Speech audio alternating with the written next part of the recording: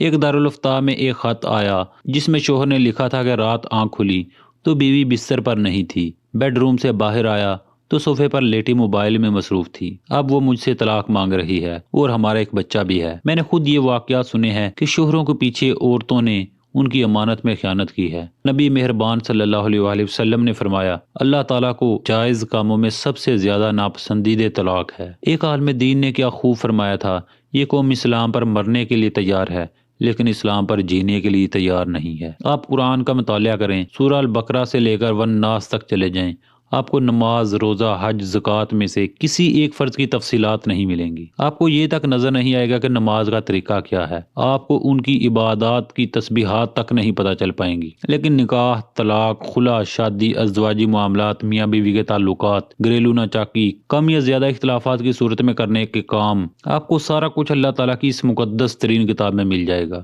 آپ مان لیں کہ ہمارے معاشرے میں طلاق اور خلا کی سب سے بڑی وجہ عدم برداشت ہے۔ حضرت عمر رضی اللہ تعالیٰ عنہ نے فرمایا، جب دین گھر کے مرد میں آتا ہے تو گویا گھر کی دہلیز تک آتا ہے، لیکن اگر گھر کی عورت میں دین آتا ہے تو اس کی 7 نسلوں تک دین جاتا ہے۔ قربانی، ایثار، احسان، درگزر، معافی، محبت اور عزت، یہ اسلام اور قرآن کی ڈکشنری میں آتے ہیں۔ کمال تو یہ ہے کہ ان جوڑوں کی طلاق زیادہ جلدی ہو جاتی ہے جو جوائنٹ فیملی میں نہیں رہتے ہیں۔ خواتین کی نہ ختم ہونے والی خواہشات نے بھی معاشرے کو جہنم میں تبدیل کیا ہے۔ Electronic media, T V serial, فلموں نے گھر، گاؤں اور کچی بستیوں میں رہنے والی لڑکیوں تک کے دل میں سالار سکندر، جہاں سکندر اور فلمی ایکٹروں جیسے آئیڈیل پیدا کر دیے ہیں۔ گھریلو زندگی کی تباہی میں سب سے بڑا عنصر ناشکری بھی ہے۔ کم ہو یا زیادہ، ملے یا نہ ملے، یا کبھی کم ملے، پھر بھی ہر حال میں اپنے شوہر کی شکر گزار رہیں۔ سب سے بڑی تباہی اس واٹس ایپ اور فیس بک، سوشل میڈیا نے مچائی ہے۔ پہلے لڑکیاں غصے میں ہوتی تھیں یا ناراض ہوتی تھیں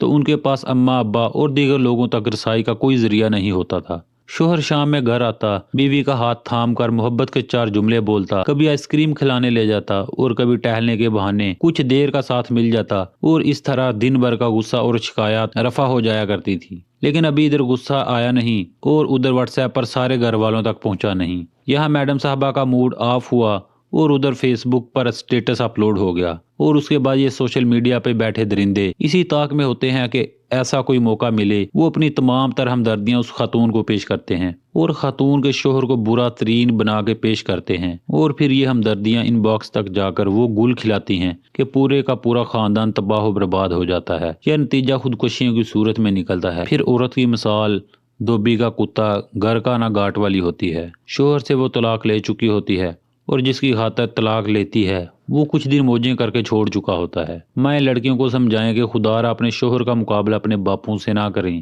ہو سکتا ہے آپ کا شوہر آپ کو وہ سب نہ دے سکے جو آپ کو باپ کے گھر میں میسر تھا، لیکن یاد رکھیں آپ کے والد کی زندگی کے 50-60 سال اس دشت کی سیاہی میں گزر چکے ہیں اور آپ کے شوہر نے ابھی اس دشت میں قدم رکھا ہے۔ آپ کو سب ملے گا اور انشاءاللہ اپنی ماں سے زیادہ بہتر ملے گا۔ اگر نہ بھی ملے تو بھی شکر گزاری کی عادت ڈال لیں، سکون اور اطمینان ضرور ملے گا۔ بیویاں شوہروں کی اور شوہر بیویوں کی چھوٹی چھوٹی باتوں پر تعریف کرنا اور درگزر کرنا سیکھیں۔ زندگی میں معافی کو عادت بنا لیں۔ خدا کے لیے باہر والوں سے زیادہ اپنے شوہر کے لیے تیار ہونے اور رہنے کی عادت ڈالیں۔